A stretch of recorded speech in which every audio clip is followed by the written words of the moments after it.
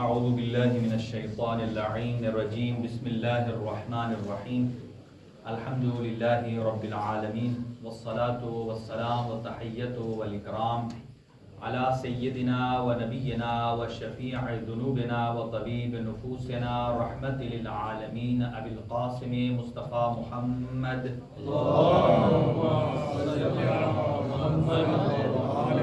وعلى أهل بيته الطيبين الطاهرين المعصومين المنتخبين المنتجبين لا سيما على بقية الله الأعظم روحي وأرواح العالمين لتراب مقدمه الفداء عجل الله تعالى فرجه الشريف وسهل الله تعالى مخرجه الشريف ولعنة الله على أعدائهم مجمعين من يومنا هذا إلى قيام يوم الدين أما بعد فقد قال الله الحكيم في كتابه المجيد بسم الله الرحمن الرحيم منها خلقناكم وفيها يعيدكم ومنها نخرجكم تارة أخرى صدق الله العلي العظيم.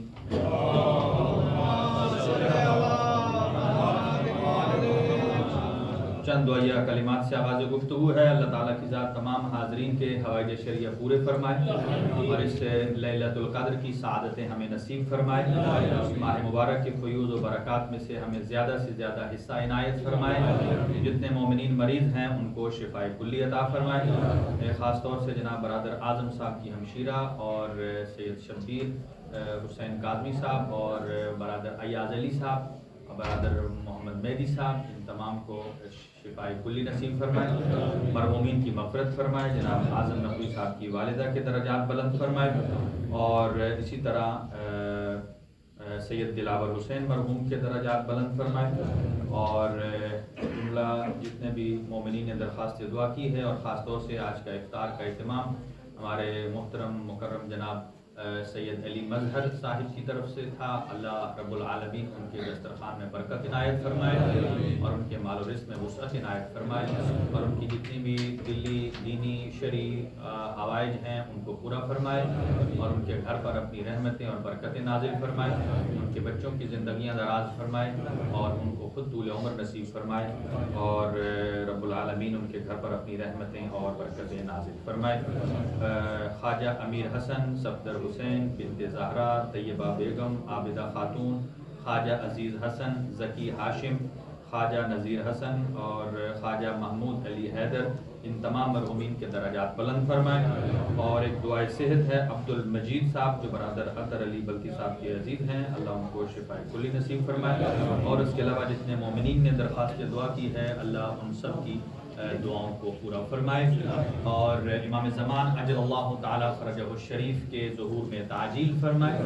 اس دنیا کو عدل و انصاف سے پر فرمائے. ظلم اور بربریت کا خاتمہ فرمائے. اپنی دعاؤں کی استجابت کے لیے ایک صلوات مرحمت فرمائے.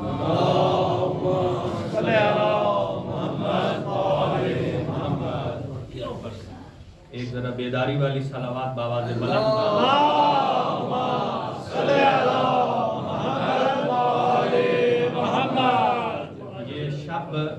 ابھی اعمال لیلۃ القدر بھی ہوں گے اور انشاءاللہ ہم زیادہ طویل گفتگو نہیں ہے. انشاءاللہ آنے والے چونکہ 4-5-6 دن پروگرام ہے تو مسلسل ہم حضرت امیر المومنین علی ابن ابی طالب علیہ السلام کی سیرت طیبہ پر آپ کی خدمت میں معروضات گوش گزار کریں گے. اور یہ بات یاد رکھیے کہ کل رات کو ٹائم بھی چینج ہو رہا ہے اور یعنی کل آج 29 ہے کل 30 ہوگی تو جیسے 31 ہوگا تو رات کے 2 بجے آپ کی گھڑیوں پر 3 بج جائیں گے. یعنی کہ 1 گھنٹہ کل کی رات جیسے آپ کے لیے مختصر ہو جائے گا. لہذا اس طرف متوجہ رہیے. اور پھر نیکسٹ جو پروگرام ہے ان کا شیڈول موسیٰ صاحب دیکھتے ہیں اس کی ٹائمنگ بھی اسی اعتبار سے ہوگی. تو ایک نوجوان نے سوال کیا ہے فطرے کا.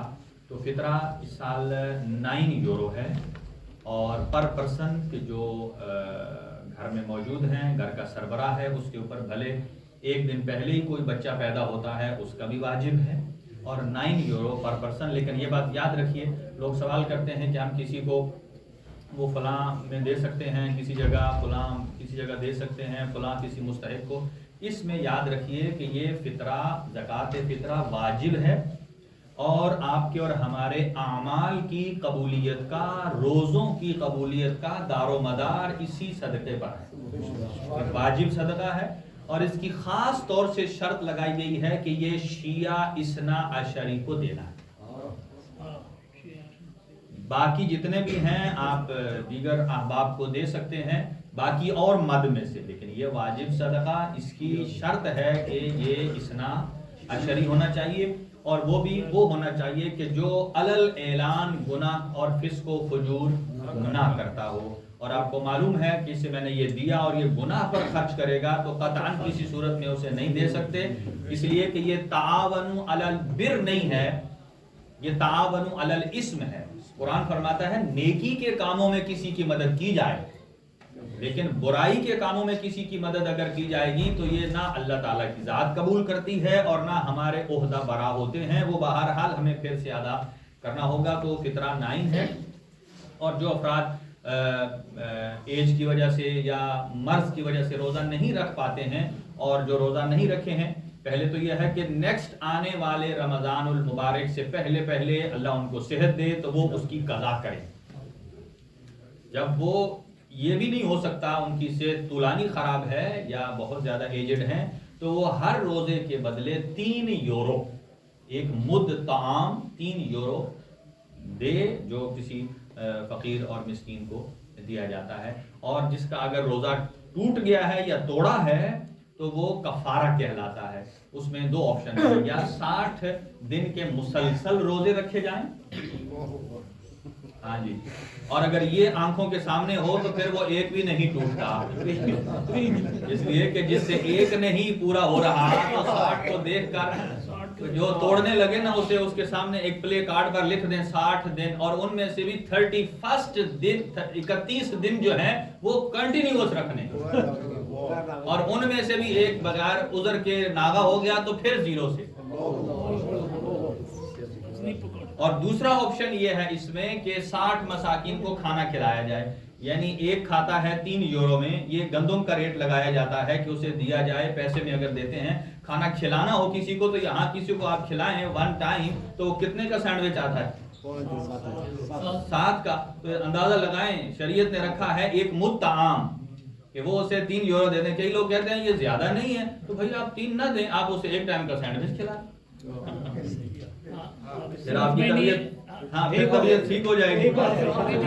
ہاں جی، 3 زیادہ لگتا ہے۔ دیکھیں سال میں 1 دفعہ آپ دے رہے ہیں اور یہ واجب صدقہ ہے، یہ آپ کے اوپر ایک تو روزوں کی قبولیت کی ذمہ داری ہے، روزے سارا مہینہ جو ہم محنت اور مشقت سے رکھتے ہیں، اور یہ بات یاد رکھیے کہ کئی لوگ کہتے ہیں ہم پہلے کسی کو دے دیں، جی ہاں آپ دے سکتے ہیں، لیکن اس شرط کے ساتھ کہ فطرہ واجب ہوتا ہے شوال کا چاند نظر آنے کے بعد، اور شوال 15 رمضان کو چاند نظر نہیں آتا۔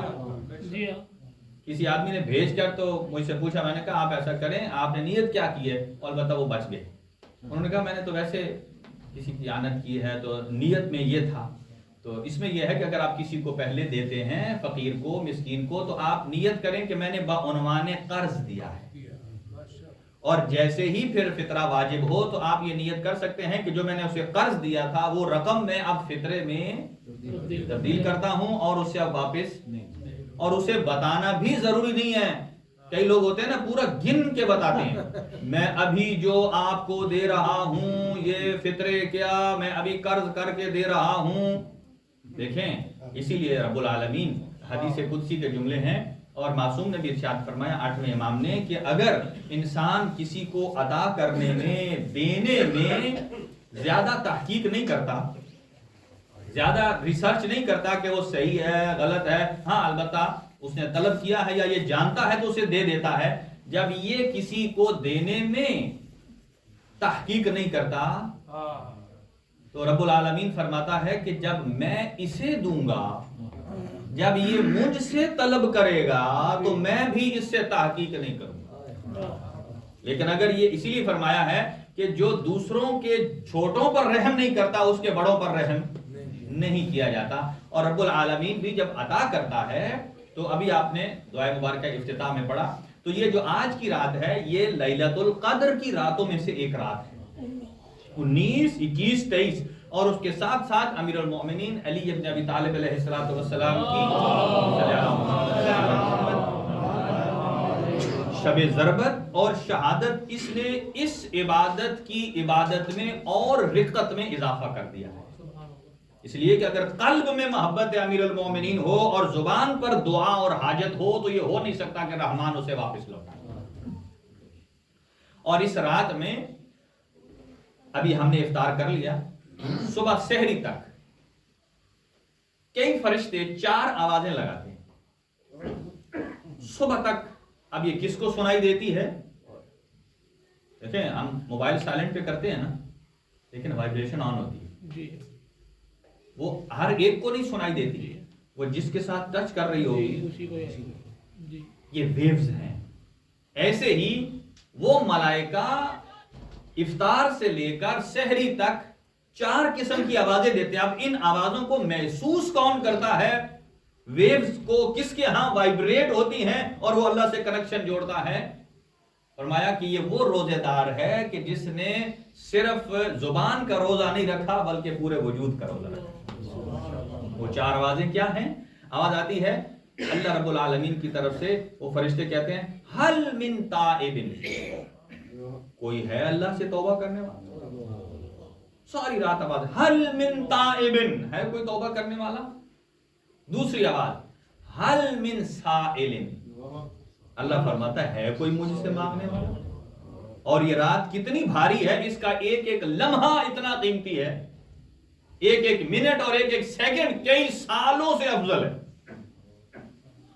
اور حل من طالب رزق، ہے کوئی رزق کو طلب کرنے والا؟ ہے کوئی رزق کو طلب کرنے والا؟ حل من مستغفر، ہے کوئی استغفار توبہ کرنے والا؟ یعنی کہ آپ اندازہ لگائیے کہ اللہ تعالیٰ کی ذات 2 مقام پر ہمارا میزبان بنتی ہے. جس کے ہاں آدمی کوئی آتا ہے گیسٹ، اس کو کیا کہا جاتا ہے؟ میزبان یا میزبان ہم بولتے ہیں. اور مہمان خود گیسٹ ہوتا ہے. تو رب العالمین 2 مقام پر ہمارا میزبان ہے، ایک حج کے مقام پر اور ایک روزے کے مقام. سنیے گا کیا فرق ہے دونوں میں. حج میں جب آپ حدود مکہ کے اندر داخل ہو جاتے ہیں تو اب جملے ہیں احادیث کے، اب اپنے کھانے کی فکر نہ کیجیے، پینے کی فکر نہ کیجیے. چوتھے امام سے کسی نے پوچھا کہ آقا آپ جا رہے ہیں، بیابان میں تھے، کہاں جا رہے ہیں؟ کہا میرا قصد میرا مولا ہے. کہا پھر آپ کے پاس کوئی زیادہ راہ نہیں ہے؟ کہا مجھے یہ بتاؤ کہ تم کسی میزبان کے ہاں جاؤ مہمان بن کے اور گھر سے اپنا کھانا ساتھ لے جاؤ تو بتاؤ اس میں کیا گزرے گی؟ کہا وہ اس کی توہین شمار ہوگی. کہا آج میرا میزبان ہے وحدہ لا شریک، میں وحدہ لا شریک کے گھر جا رہا ہوں. دنیا والوں کا تو محدود ہے خزانہ، میرا رب لا محدود ہے، اس کی بارگاہ میں جاؤں اور کھانا بھی لے کر جاؤں، پینے بھی لے کر جاؤں. کہا نہیں، جیسے ہی میں مکہ کی حدود میں داخل ہوں گا اللہ رب العالمین فرماتا ہے اے میرا بندہ میرے پاس آ جا، میں تجھے کھلاؤں گا بھی اور تجھے پلاؤں گا. ایک میزبان. دوسرا سنیے کہ روزے میں رمضان المبارک میں نارملی روایات میں یہ ہے کہ آپ کوئی مہمان آئے تو کتنے دن اسے میزبان رکھیں؟ مہمان 3. لیکن اللہ رب العالمین نے اس فارمولے کو اپنی ذات کے لیے اپلائی نہیں کیا، اپنے لیے 30 دن.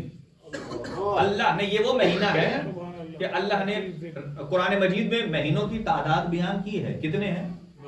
12. لیکن محرم سے لے کر ذی الحج تک کسی مہینے کا نام نہیں لیا. اگر کسی کا نام لیا ہے تو وہ صرف رمضان المبارک کا لیا. اسی لیے چھٹے امام ارشاد فرماتے ہیں کہ لا تقل جاء رمضان وذهب رمضان. کئی لوگ جو روزے دار نہیں ہوتے وہ زیادہ تنگ ہوتے ہیں ماہ مبارک سے کہ کب یہ پابندی ہٹے اور ہم آزاد ہوں. جب پوچھا گیا تو امام نے فرمایا ایسے مت کہیے کہ رمضان آیا اور رمضان چلا گیا.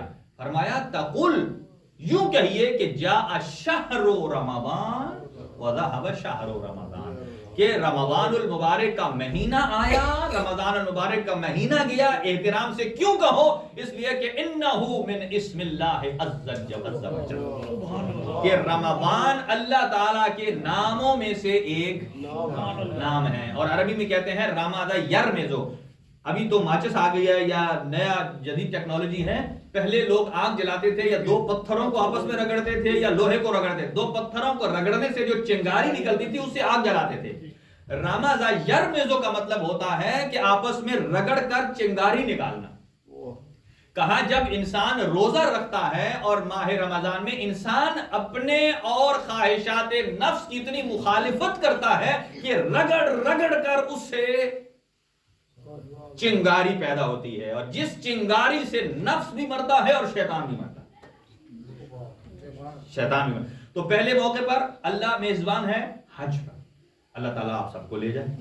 اس شب میں خاص طور سے یہ دعا کیجئے کہ اللہ آپ کو حج بیت اللہ نصیب فرمائے۔ اور دوسرا رمضان المبارک میں کہ 30 دن اللہ تعالیٰ کی ذات میزبان ہے اور آپ اور ہم سارے مہمان ہیں۔ فرق کیا ہے؟ یہاں اللہ ہے زمانی اعتبار سے کہ 30 دن زمانے میں آتا ہے، 30 دن ایک مہینہ زمانی اللہ میزبان ہے، اور حج میں مکانی میں، اس لیے کہ وہاں اللہ تعالیٰ کا اپنا مقام ہے، اللہ تعالیٰ کا گھر ہے۔ فرق کیا ہے؟ فرق یہ ہے کہ حج بیت اللہ پر جب آپ جاتے ہیں اللہ میزبان وہاں بھی ہے یہاں بھی ہے۔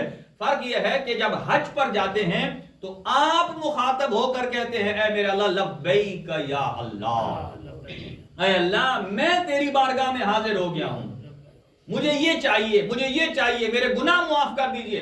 لیکن ماہ رمضان میں بندہ نہیں، خدا کہتا ہے لبیک یا عبدی، اے میرا بندہ اب تو مانگ، کیا مانگنا چاہتا ہے، تیرا رب عطا کرنے کے لیے تیار ہے۔ سبحان اللہ، سبحان اللہ، سبحان اللہ، تیرا رب تجھے عطا کرنے کے لیے تیار ہے۔ لہذا یہ بہت ہی مقدس مہینہ ہے، اور زیادہ طویل نہ ہو جاؤں کہ اس مہینے میں یوں کہا جا سکتا ہے کلام الہی کے نزول کا مہینہ، تمام مذاہب اس کا احترام کرتے ہیں، ٹھیک ہے جی۔ تورات اس میں آئی، زبور اس میں آئی، انجیل اس میں آئی۔ تورات 6 رمضان المبارک، انجیل 12، زبور 18 اور 23، باقی 6 کے فاصلے سے ہیں، اور قرآن مجید 5 کے فاصلے۔ عجب حکمت پروردگار ہے۔ تو یوں کہا جا سکتا ہے کہ قرآن مجید نہیں بلکہ کلام الہی کے نزول کا مہینہ ہے۔ یکم رمضان المبارک کو صحیفہ حضرت آدم علیہ السلام نازل ہوا، لہذا اس پورے مہینے میں، اور یہ پوری ہسٹری ہے امیر المؤمنین علی بن ابی طالب علیہ السلام کی شہادت کی، اور اس کو 3-4 سینٹنس میں عرض کر کے میں صرف شہادت کے مصائب کی طرف بڑھوں گا، اور کوشش کروں گا کہ جتنی روایات ہیں وہ سب آپ کی خدمت میں پیش کی جائیں۔ کہ یہ جو امیر المؤمنین کی شہادت 19 رمضان کو شب ضربت ہے، یہ کوئی ایک دن کا پلان نہیں ہے، جی ہاں، اس کے پیچھے بہت ساری تاریخ کار فرما ہے، بہت ساری تاریخ کار فرما ہے۔ اور یہاں تک عرض کروں کہ فتح مکہ 4-5 جملوں میں خلاصہ کر رہا ہوں اپنے نوجوانوں کے لیے۔ فتح مکہ جب ہوا تو فتح مکہ پر کون اسلام لایا زبردستی؟ ابو سفیان، معاویہ ابن ابی سفیان۔ ایک معاویہ ابن ابی سفیان کا بڑا بھائی تھا یزید بن ابی سفیان، اور یہ جیسے ہی حضور سرور کائنات کی شہادت ہوتی ہے اور اس کے بعد جب مملکت اسلامیہ کی باغ ڈور سنبھالی جاتی ہے اور شام جب فتح ہوتا ہے تو شام کا گورنر بنا دیا جاتا ہے ابو سفیان کے بیٹے کو۔ سب سے بڑی زیادتی یہ تھی کہ جو بڑے اکابر صحابہ کرام تھے ان کو یہ ذمہ داری نہیں دی گئی جو کہ اہل بھی تھے، اور جو کسی مصلحت کے تحت دائرہ اسلام میں داخل ہونے دے دیا گیا، اور اس کے مرنے کے بعد اس کے چھوٹے بھائی معاویہ ابن ابی سفیان کو دے دیا گیا۔ اور وہ شام کوئی چھوٹا علاقہ نہیں ہے، یہ بہت ہی مرکزی علاقہ تھا، اس لیے کہ وہاں تجارت کے مراکز تھے۔ جتنے بھی آسمانی صحیفے یا اکثر انبیاء کی تعداد ہے وہ اسی ایریے میں ہے۔ شام، اس کے گرد مصر ہے، پھر بابل ایران کی طرف اس کا جڑتا ہے، اور اسی طرح ایجپٹ، اسی طرح جارڈن، پھر یہ جو فلسطین کا ایریا ہے یہ سارے اطراف اسی کے گرد و نواح میں لگتے ہیں، اور عراق میں آپ دیکھ لیجئے تو یہ بہت بڑی ایک ماڈرن شہر سمجھا جاتا تھا، اور یہاں اس پر حکومت دے دی گئی۔ اور پھر جب امیر المؤمنین کو حکومت ملی اور دنیا آئی امیر المؤمنین کے دروازے پر، امیر المؤمنین نے سب سے ایک مطالبہ کیا۔ سنیے، ساری باتیں آج نہیں ہو سکیں گی کہ جب بیعت لے لی سب سے، تو حضرت عمار یاسر کو حضرت امیر نے فرمایا، اے عمار، جتنے آئے ہیں نا یہ بیعت کرنے والے، ان صفوں کے اندر چکر لگا کر ایک آواز لگاؤ۔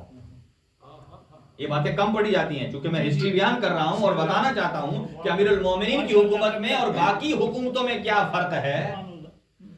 لہذا فرمایا کہ چکر لگاؤ، چکر لگانے کے بعد لوگوں سے پوچھو ایک جملہ کہ ان میں سے کون ہے کہ جس نے علی کی زبردستی بیعت کی۔ باقی سب زبردستی بیعت کروانے والے تھے، ٹھیک ہے، لیکن امیر المومنین نے فرمایا اگر کوئی زبردستی بیعت کر رہا ہے تو میں اپنا ہاتھ اس سے ہٹا لیتا ہوں اور اس کی جان بھی محفوظ ہے۔ اگلی بات، یعنی بغض نہیں، عداوت نہیں، کہا اگر وہ مملکت اسلامیہ کے شیلٹر میں رہتا ہے، خراج پیش کرتا ہے، ٹیکس پے کرتا ہے، تو گورنمنٹ کی ذمہ داری ہے کہ اس کی جان، مال، آبرو، اس کے خانوادے کی حفاظت کرے۔ اور اسی طرح جب کچھ لوگوں نے کہا کہ ایک شخص جو گھوم رہا تھا کوفہ میں اور وہ نان مسلم نہیں تھا، جب اس کو کسی نے دینے سے انکار کیا اور اس نے بارگاہ امیر المومنین میں کہا کہ مجھے نہیں دیتے، امیر المومنین نے خطبہ ارشاد فرمایا اگر یہ غیر مسلم ہے اگرچہ لیکن مملکت میں رہتا ہے اور حکومت کی ذمہ داری ہے کہ کسی کے کھانے پینے کو پورا کرے۔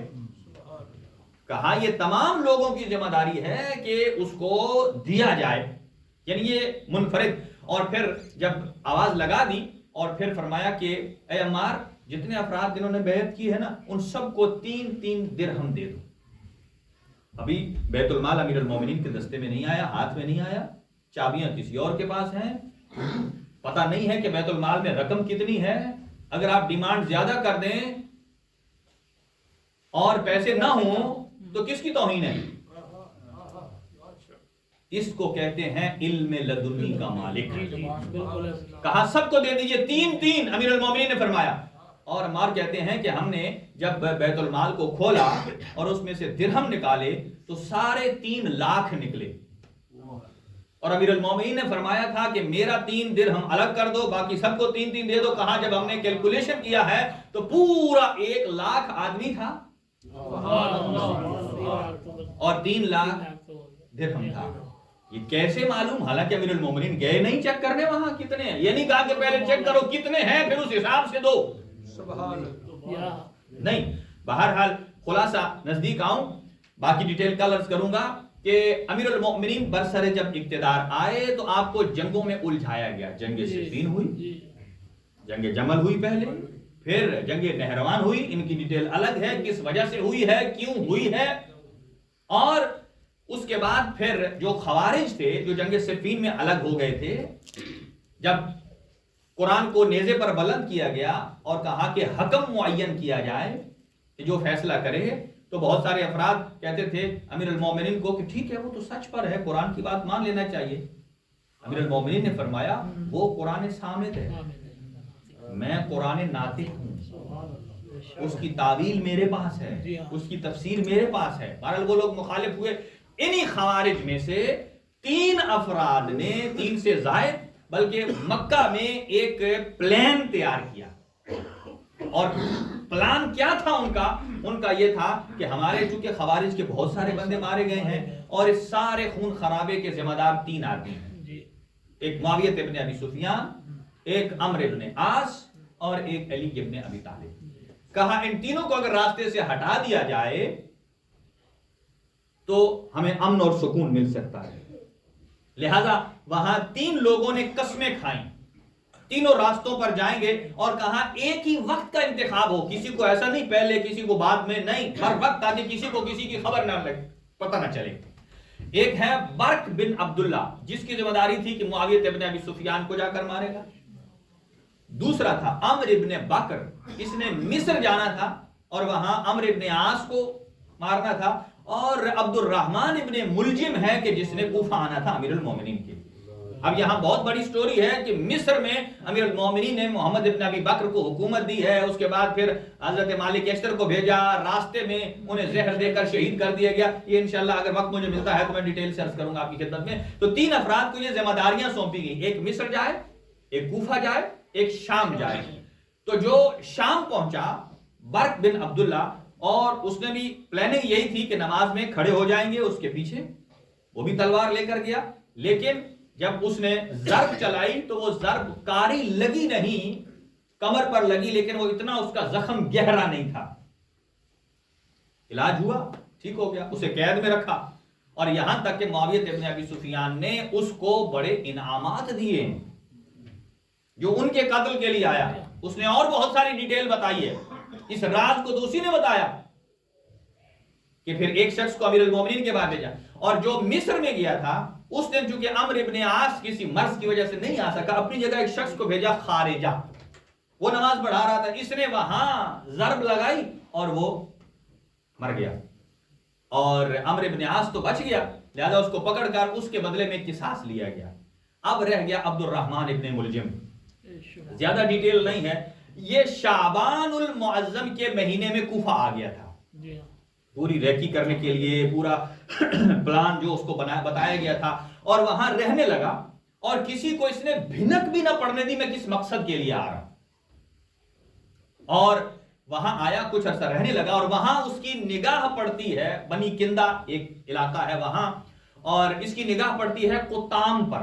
قطامہ ایک خاتون ہے اور بڑی اس نے جمال میں تھی، اور اس کا ایک بھائی اور اس کا باپ یہ نہروان میں مارا گیا تھا. اور یہ خود خارجیہ ہے، یعنی خوارج میں سے ہے، اور اس کے دل میں بڑی انتقام تھی کہ کہیں علی ابن ابی طالب اس دنیا سے جائیں اور ہمارے دل کو ٹھنڈک پہنچے. اور جیسے ہی یہ قطام سے اس کا سامنا ہوتا ہے اور اسے یہ بھی پتہ چلا کہ وہ غیر شادی شدہ ہے، تو اس نے اس سے شادی کی پیشکش کی. اور قطام نے کہا کہ میری شادی تو مجھے قبول ہے، لیکن مجھے حق مہر میں یہ 4 چیزیں چاہیے. 3000 درہم چاہیے، ایک غلام چاہیے، ایک کنیز چاہیے، اور امیر المؤمنین علی ابن ابی طالب کا سر چاہیے.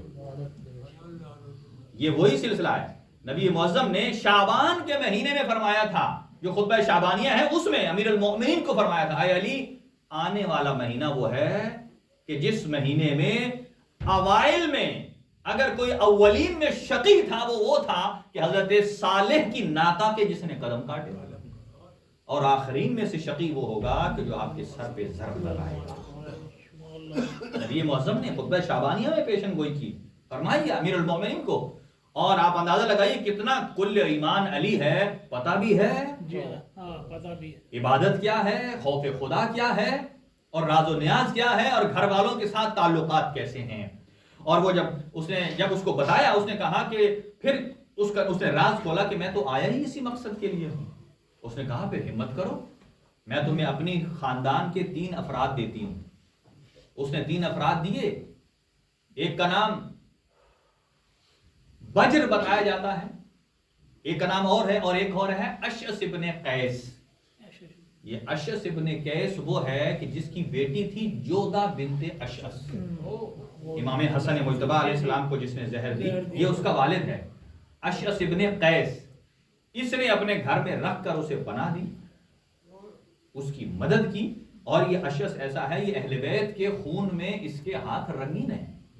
بیٹی اس کی امام حسن مجتبی کی، اور باپ خود امیر المومنین کے، اور بیٹا اس کا ایک ربی ہے کہ جو کربلا میں امام حسین علیہ السلام کے خلاف تھا. اور پلاننگ ہوئی اور 19 رمضان کی شب کا انتخاب ہوا. بس آپ کی زحمت تمام ہے کہ آج کی شب حسنین افسردہ ہے، آج کی شب زینب و کلثوم افسردہ ہے. اور ایک جملہ عرض کروں آپ کی خدمت میں، علی وہ واحد مظلوم ہے. معصوم نے فرمایا ما منا الا مسموم او مقتول، ہم میں سے کوئی بھی نہیں ہے ہاں مگر یا زہر سے مارا جائے گا یا تلوار سے مارا جائے گا. لیکن علی چونکہ ابو الائمہ ہیں، تمام اماموں کے باپ ہیں، باقی ہر امام یا صرف زہر سے شہید ہوئے ہیں یا صرف تلوار سے، لیکن علی وہ ہیں کہ جن سے دونوں وار کیے گئے ہیں، زہر سے بھی شہید ہوئے ہیں اور تلوار بھی لگی ہے۔ اور دیکھیں ہم نے ابھی افطار کیا، ہمارے دسترخوان پر کیا کچھ نعمتیں تھیں، لیکن آئیے دیکھیے کہ جو مملکت اسلامیہ کا حکمران ہے، امام وقت ہے، ان کے دسترخوان پر کیا موجود ہے۔ جب آخری ایام آئے 40 ہجری، امیر المومنین کے جتنے رشتہ دار تھے سب وہاں سے کوفہ آ گئے، تو ہر رات کسی نہ کسی کے ہاں افطار کرتے تھے، کبھی عبداللہ بن جعفر کے ہاں، اور آج کی رات جناب ام کلثوم کے ہاں آپ کا افطار تھا، ام کلثوم کے ہاں۔ اور بی بی نے افطار میں کیا رکھا، میں جلدی سے گزر رہا ہوں، بی بی نے 3 چیزیں رکھی ہیں، اور ان 3 چیزوں میں ہمارے دسترخوان پر ایک بھی نہیں تھی، اس لیے کہ ہم اس کو متحمل نہیں ہو سکتے۔ 2 جو کی روٹیاں، 1 دودھ کا پیالہ اور 1 تھوڑا سا نمک۔ جب رکھا نا، کہا کبھی سوچئے کہ اگر یہ مملکت کے بادشاہ اور حکمران کا گھر ہے، بی بی ام کلثوم کی تربیت مولا علی نے کی ہے، مجھے اتنا بتائیے کیا بی بی اور نہیں رکھ سکتی تھی کچھ؟ تو روایات میں یہ ملتا ہے اگر علی کے گھر کچھ اور ہوتا، بیٹی ضرور اپنے بابا کی خدمت میں پیش کرتی، لیکن یہ 3 چیزیں بھی جب رکھی ہیں نا، عزادارو آپ کے دل نرم ہو گئے۔ آج امیر کائنات ہیں، اللہ آپ کو نجف اشرف لے جائے، جب آپ مولا علی کی زیارت پڑھیں گے نا تو خود بخود آپ کی آنکھوں سے اشک رواں ہو جائیں گے۔ اور وہ کیا جملہ ہے، پہلا جملہ ہی آپ یہ پڑھیں گے، السلام علیکہ یا اول المظلوم۔ یہ کون ہے پہلا مظلوم جو فاتح خیبر ہے، بدر و حنین ہے، جس نے نبی مکرم کو بچایا، ان کے ہر مدد کی ہر مقام پر وہ علی۔ اچھا 3 چیزیں جب رکھی نا، اب سنیے گا نیاز حسین، مولا علی فرماتے ہیں اے میرا بیٹا ان 3 چیزوں میں سے 1 اٹھا لیجئے۔ کہا کیوں بابا، یہ کوئی معمولی چیزیں ہیں، زیادہ عظیم تو نہیں ہے؟ فرمایا بیٹا کیا آپ چاہتی ہیں کہ آپ کا بابا محشر کے میدان میں حساب دینے کے لیے زیادہ دیر کھڑا رہے؟ اجرکم علی اللہ، کیا یا علی؟ اور بی بی فرماتی ہے میں نے دودھ کا پیالہ اٹھانا چاہا، فرمایا کہ میں نے نمک اٹھانا چاہا، میرے بابا نے فرمایا نہیں یہ دودھ کا پیالہ اٹھا لیجئے۔ کہا کیوں؟ اب سنیے گا جملہ، کہ کہا کہ اگر کوئی امام وقت ہو، حکمران ہو، اس کی خوراک کیا ہونی چاہیے؟ اس کی خوراک اس کی مملکت کا غریب ترین آدمی جو کھاتا ہے اس کے برابر ہونی چاہیے۔ کہا بیٹا ام کلثوم مجھے بتائیے کہ کیا آج کوفہ کے ہر بیوہ مستور کے بچے کے پاس دودھ کا پیالہ ہے؟ جب نہیں ہے تو علی کیسے پی سکتا ہے؟ اجرکم علی اللہ۔ بس جلدی جلدی عرض کروں، اشارے کیے علی نے، اور پھر ایک مرتبہ جب گھر میں گھنٹیوں کی آوازیں آئیں، یہ جو اونٹ ہوتے ہیں نا، اونٹ کی گردن میں ایک گھنٹی ہوتی ہے، اور جب گھنٹی کی آوازیں آئیں نا کوفہ کے شہر کی، بیٹے حسن سے پوچھتے ہیں بیٹا حسن یہ گھنٹی کی آوازیں کیسی ہیں؟ فرمایا بابا یہ قافلے حج کے لیے آمادہ ہو رہے ہیں اور یہ حج کے لیے رواں ہو رہے ہیں۔ اب سنیے گا نیاز حسین، امیر المومنین نے کیا فرمایا؟ ایک مرتبہ فرماتے ہیں ہاں اس سال علی حج کی اس نعمت سے محروم رہے گا، اور دوسرا اشارہ کیا فرمایا؟ فرمایا اے میرا بیٹا، کسی نے کہا نا آقا آج جمعے کا دن ہے، آپ خضاب کر لیجئے، جیسا کہ آج بھی جمعے کا دن ہے، آپ اپنے بالوں پر آپ کلر لگائیے، خضاب کیجئے، ریش اقدس پر۔ علی کی آنکھوں سے آنسو آئے اور ایک مرتبہ دراز ریش پر ہاتھ پھیر کر کہتے ہیں ہاں آج یہ ریش میرے سر کے لہو سے خضاب ہوگی۔ یہ وہ جملات ہیں کہ جو اہل خانہ سن رہے ہیں، اجرکم علی اللہ، اہل خانہ سن رہے ہیں۔ اور پھر اگلا جملہ کہتے ہیں میرا بیٹا حسن بتائیے آج رمضان المبارک کی کون سی ڈیٹ ہے؟ کہا 18 تاریخ ہے۔ کہا کتنے دن رہ گئے ہیں؟ کہا 12 دن رہ گئے ہیں۔ اور پھر فرماتے ہیں انا للہ و انا الیہ راجعون۔ اللہ آپ کو مسجد کوفہ لے جائے، اللہ وہاں امیر المومنین کی مسجد میں وہ آذان سننے کی توفیق دے۔ اجرکم علی اللہ۔ बस बीवी उम्मे कुलसूम फरमाती हैं, आज की रात मेरे बाबा ने कुछ इस अंदाज से गुजारी है कि कभी सहने खाना में आते हैं, कभी अंदर चले जाते हैं मुसल्ला इबादत पर, और जब सहन में आते हैं ना, आसमान की तरफ सितारों को देख कर ना, और फिर एक जुमला पढ़ते हैं और फरमाते हैं इन्ना लिल्लाह व इन्ना इलैहि राजिऊन, और पढ़ के ना और फिर एक जुमला कहते हैं वल्लाह मा कज़िब्तु व मा कुज़िबत, ना मैं झूठ बोलता हूँ और ना मुझसे झूठ बोला जाता है। कहा इन्नहा, ये वही रात है कि जिसका रसूल खुदा ने वादा किया था। रसूल खुदा ने फरमाया था, या अली, ये खंदक में जब तुम्हें चोट आई है ना, दोबारा जब इसी मकाम पर ज़र्ब लगेगी मैं मौजूद नहीं हूँगा।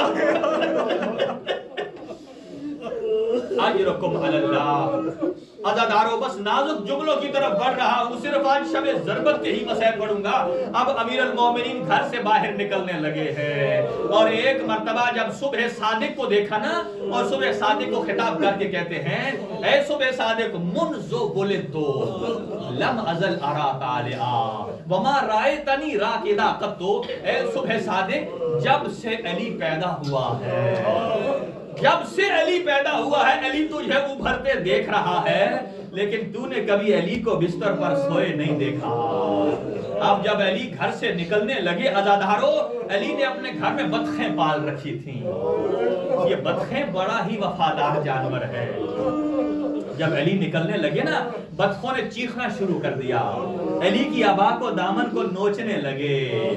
दामन को जब नोचने लगे ना, एक मर्दा बीबी उम्मे कुलसूम ने पूछा, ऐ मेरे बाबा, ये बतखें, ये जानवर, इससे पहले हमने ऐसा कभी नहीं देखा है, ये आज क्यों चीख रहे हैं, क्यों चिल्ला रहे हैं? अजरकुम अलल्लाह। सुनिएगा, अमीर अल मोमिनीन फरमाते हैं, ये अपनी जुबान बेजुबानी में फरियाद कर रहे हैं, ये नाला और जारी कर रहे हैं। कहा बाबा क्या कर रहे हैं? कहा ये आज कह रही है कि ऐ आका, आज आप मस्जिद कूफा ना जाइए, आपके जाने से आज ज़ैनब और कुलसूम बेरिदा बेरिदा हो जाएगी।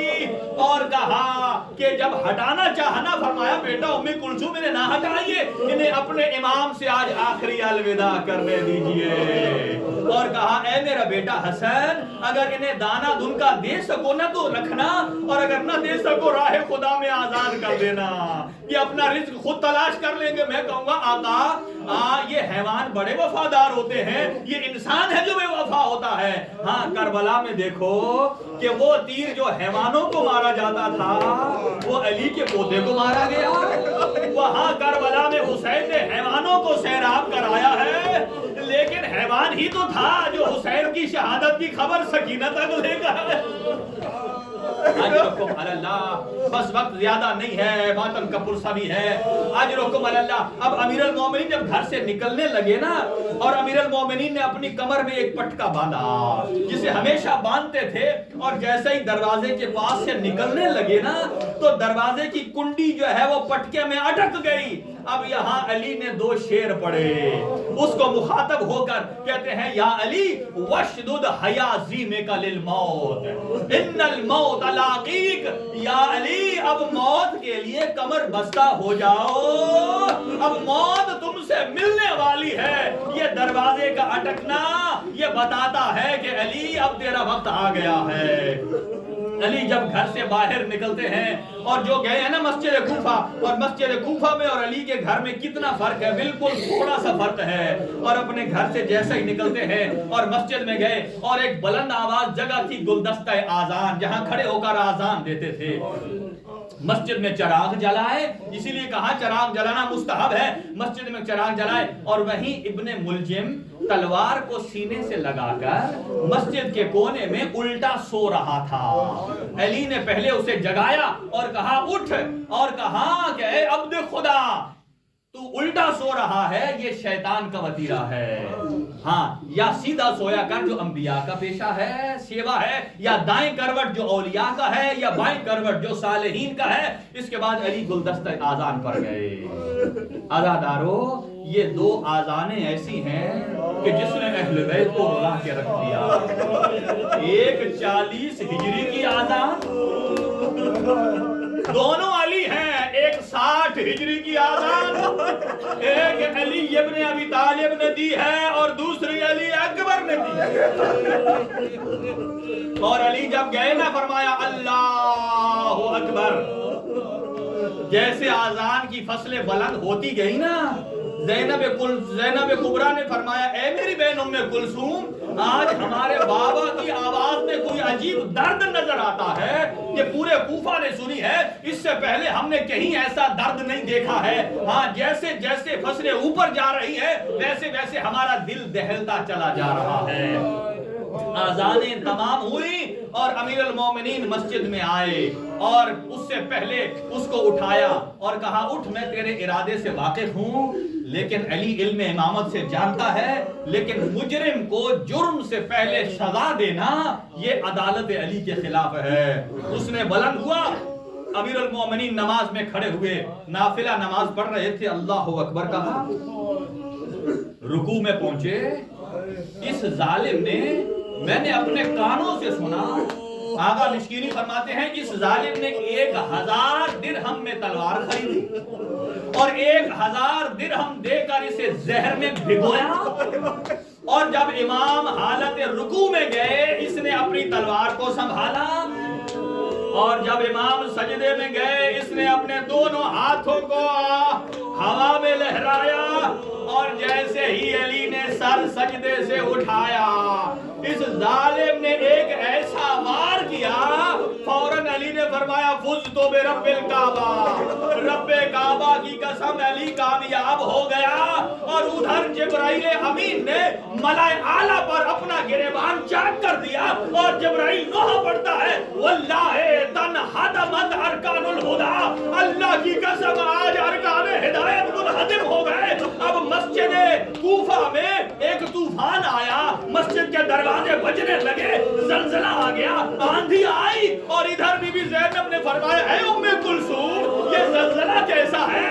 ये जिब्राइल के मरसिये की आवाज में सुन रही हूँ, मुझे मां ज़हरा के रोने की आवाज आ रही है।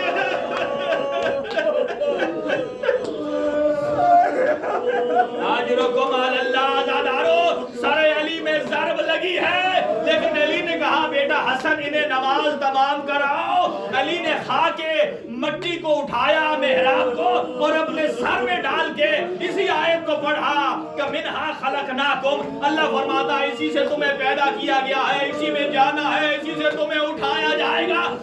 आखिरी जुमला सुनिए, ये इब्ने मुलजिम था जो अली के सर में ज़र्ब मार के ये फरार हो गया। कभी सोचा कि ये भागा क्यों है, ये फरार क्यों किया है? इसलिए कि ये जानता है कि अली कोई लावारिस नहीं है। अली के 18 बेटे हैं, हसन है, हुसैन है, अब्बास है, ये मुझे पकड़ेंगे और मुझसे इंतकाम लेंगे। मैं कहूँगा अली आपका कातिल ज़र्ब मार के भाग गया, समझा कि अली लावारिस नहीं है, लेकिन हाय करबला कि जहाँ ज़हरा का लाल ज़ेरे खंजर है और वो ज़र्ब मारता है, फिर पीछे हट जाता है और फिर मारता है और फिर हंसता है। अली की बेटी तल्ला ज़ैनबिया पर कहती है इनमें कोई मुसलमान नहीं है, वो ठहर ठहर के क्यों मार रहा था? इसलिए कि अली की बेटियां बाहर आ जाए।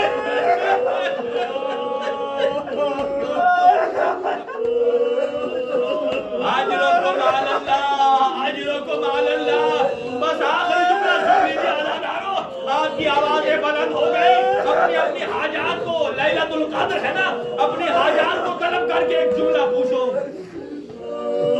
अब एक यमनी चादर को लाया गया, अली को यमनी चादर पर डालकर हसन हुसैन और अब्बास और मोहम्मद हनफिया ये घर की तरफ ला रहे हैं। और जब घर के करीब पहुंचे ना, वो अली जिनकी नहीफ सी आवाज थी, एक दफा कहा गरजदार आवाज में हसन बेटा मुझे यहाँ जरा रख दो। जब रखा कहा बेटा इन असहाब से कहो ये वापस अपने घरों पर चले जाएं। बहुत सख्त जुमला है आज़ादारो, कहा इनसे कहो घरों में चले जाएं। इमाम हसन ने कहा तो साहब ने कहा हम अपने आका को ऐसे जख्मी देखकर कैसे जा सकते हैं? अब अली ने एक जुमला कहा जो गयूर इमाम है, कहा बेटा हसन میری سر شگافتہ کیفیت کو دیکھ کر میری بیٹیاں زینب و کلثوم گریہ کریں گی تو علی کی غیرت گوارا نہیں کرتی کہ علی کی بیٹیوں کے رونے کی آواز اور میرے اصحاب کے کانوں میں پڑ جائے. میں کہوں گا مولا آج تو بیٹیوں کی آواز ان اصحاب کے کانوں میں نہیں پڑنے دے رہے. آئے کل شام میں کیا ہوگا؟ ہاتھ پسے گردن ہوں گے بے مکرہ اور ادھان ایک شربال شرابی کے سامنے کھڑی ہوگی اور کوئی ظالم کہے گا حاضری زینب